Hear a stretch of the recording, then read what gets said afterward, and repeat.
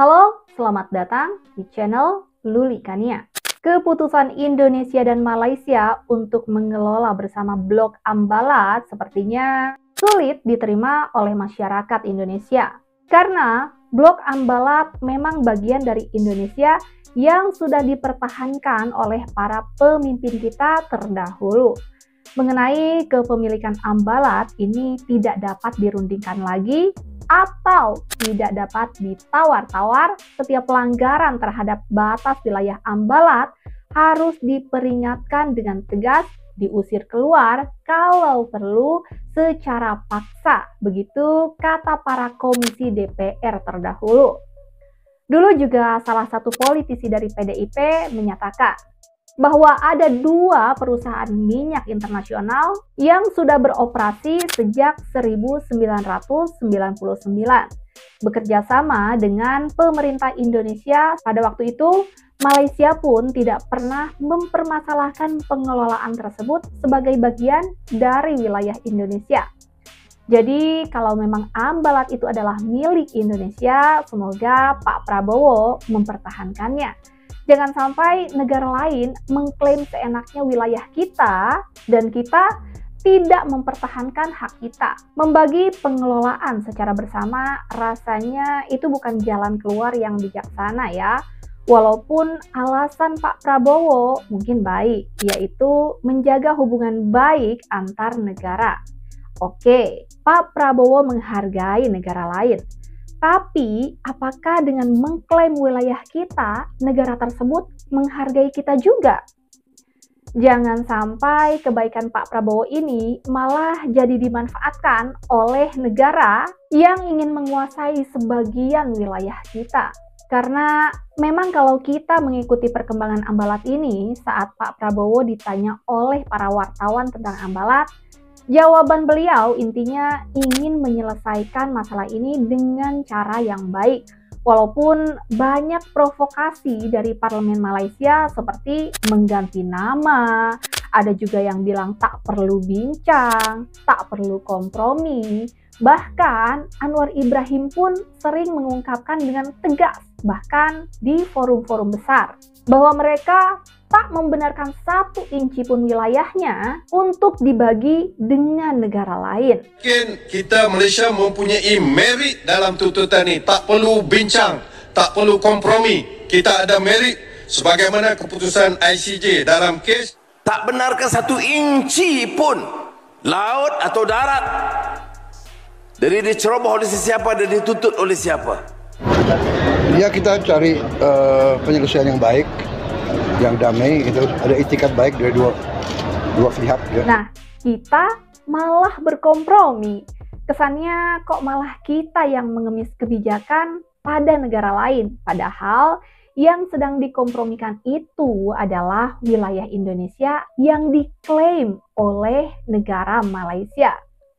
Hal ini yang membuat rakyat Indonesia tak rela dengan rencana pembagian wilayah Ambalat. Karena jika itu sampai terjadi, maka hal tersebut dianggap sebagai kemunduran. Kita harus belajar dari Pulau Sipadan dan Ligitan yang jatuh ke tangan Malaysia pada tahun 2002. Pulau Sipadan dan Ligitan terletak di sebelah timur Pulau Sebatik, Kalimantan Timur, tepatnya di Selat Makassar. Awalnya pada tahun 1966, Indonesia dan Malaysia sama-sama memberi izin eksplorasi atas Pulau Sipadan dan Ligitan. Izin tersebut dikeluarkan pada 6 Oktober 1966 kepada perusahaan asing.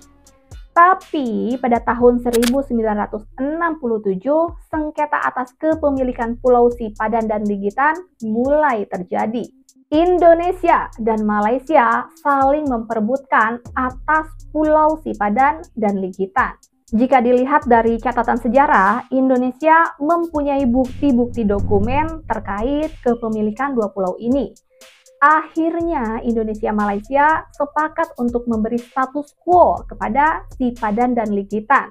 Artinya tidak boleh ditempati hingga kasus sengketa selesai. Tapi pada tahun 1969, Malaysia memasukkan Pulau Sipadan dan Ligitan ke dalam peta nasionalnya secara sepihak. Malaysia juga memasang tanda sekaligus merawat Pulau Sipadan dan Ligitan. Dan pada tahun 2002, Mahkamah Internasional memutuskan bahwa kepemilikan Sipadan dan Ligitan jatuh ke negara Malaysia. Keputusan tersebut berdasarkan bukti sejarah yang diterima Mahkamah Internasional dari Malaysia. Dari sini terlihat bahwa Malaysia memang cerdik dalam menyiasati kepemilikan suatu wilayah yang ingin dimilikinya. Nah, ini yang tidak ingin sampai terjadi lagi kepada Blok Ambalat. Kemarin pun sudah terlihat strategi dari Parlemen Malaysia yang ingin mengganti nama Blok Ambalat. Karena rencana mereka bukan hanya ingin mengelola saja, tapi ingin memiliki sepenuhnya karena kita tahu kan, bukan hanya sekedar wilayah yang sedang diperebutkan, tapi kita semua tahu seberapa besar kekayaan yang ada dalam wilayah Blok Ambalat tersebut. Hal ini pun membuat Wakil Ketua Komisi 1 DPR RI, Dev Laksono, menanggapi pemerintah Malaysia yang menolak menggunakan istilah Ambalat. Beliau menilai penyebutan Laut Ambalat bukan sekedar nama, melainkan juga dari proses diplomatik yang panjang, yaitu bagian dari penegasan klaim wilayah yang sah dan telah menjadi bagian dari proses diplomatik.